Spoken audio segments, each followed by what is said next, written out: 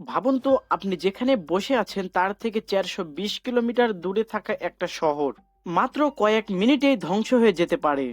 উত্তর কোরিয়া এমন এক ভয়ঙ্কর মিসাইল প্রস্তুত করেছে যা ৪২০ কিলোমিটার দূরের টার্গেটকে চোখের পলকেই শেষ করে দিতে পারে। তাই ভিডিও শেষ পর্যন্ত দেখুন, কারণ শেষে অংশে বলবো এই মিসাইল কারা কারা সবচেয়ে বেশি বিপদে আছে। আর এমন ভয়ঙ্কর মিলিটারি আপডেট পেতে এখনই চ্যানেল সাবস্ক্রাইব করে রাখুন, কারণ এই ভিডিওটা আপনার চোখ খুলে দেবে। উত্তর কোরিয়া মানে শুধু পারমাণবিক বোমা নয়, তারা এমন এমন মিসাইল বানাচ্ছে যেটা ছোট রেঞ্জের কিন্তু ভয়ঙ্কর স্পিডে হামলা চালাতে পারে।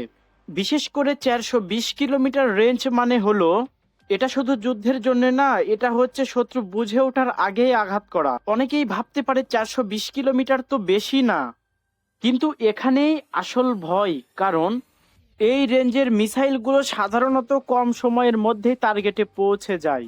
এরা নিচু দিয়ে উড়ে রাডারকে ফাঁকি দিতে পারে, দ্রুত লম্ব করা যায়। আর সবচেয়ে ভয়ঙ্কর বিষয় হলো এগুলো অনেক সময় নিউক্লিয়াস ওয়ারহেড বহন করতে সক্ষম হতে পারে। এক কথায় ৪২০ কিলোমিটার মানে হলো শত্রুর জন্য মাত্র কয়েক মিনিটের সতর্কতা। এখন প্রশ্ন হলো, উত্তর কোরিয়া যদি ৪২০ কিলোমিটার পর্যন্ত হামলা করতে পারে তাহলে কারা বিপদে? সবার আগে দক্ষিণ কোরিয়ার বড় বড় শহর, সামরিক ঘাঁটি, গুরুত্বপূর্ণ বন্দর ও এয়ারবেস, সীমান্ত এলাকা, সেনা ক্যাম্প। এমনকি উত্তর কোরিয়া যদি সমুদ্র থেকে লম্ব করে তাহলে এই রেঞ্জে আরো ভয়ঙ্কর হয়ে ওঠে, কারণ তখন টার্গেটের কাছাকাছি এসে মিসাইল ছুড়ে দেওয়া সম্ভব।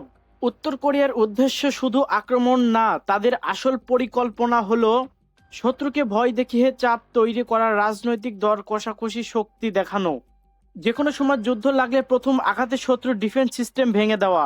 এটা হচ্ছে এক ধরনের সাইকোলজিক্যাল ওয়্যার, অর্থাৎ যুদ্ধ শুরু হওয়ার আগে শত্রুকে মানসিকতাভাবে দুর্বল করে দেওয়া।